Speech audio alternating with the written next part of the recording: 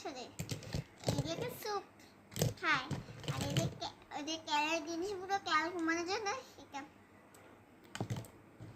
তারপরে হচ্ছে ম্যাশ করে, তারপরে হচ্ছে আমাদের ওদের কেক যে বানায় সেটা ক্রিমি করে একটা একটা খুন্তি একটা কিউ চাটু আরেকটা গ্লাস। এটাও তুমি সিলিন্ডার হতেও পারো।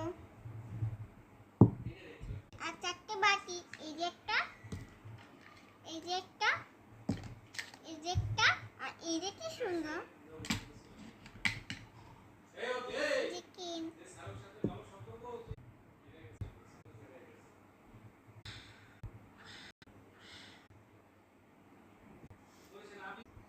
চলো এখন আমরা কিছু কাটাকাটি করে নিই। সিলিন্ডার এখানে রাখি, আমার সবজি কই, তারপর ধারানো একটা খুঁটিকে দিয়ে ভালোভাবে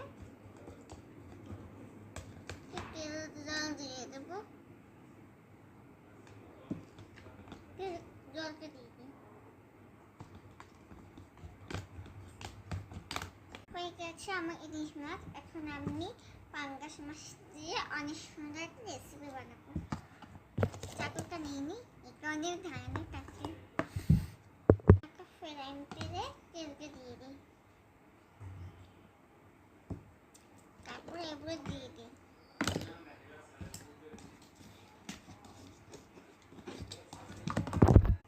ভাতটা নেড়ে ফেলেছি,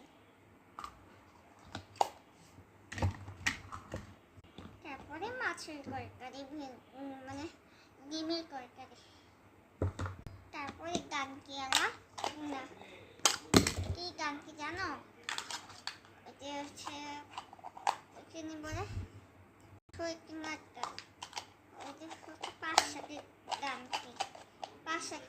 পাশে কুমড়ো ভাজি করছি, ডিম ভাত বড় থালে নিয়ে নিব।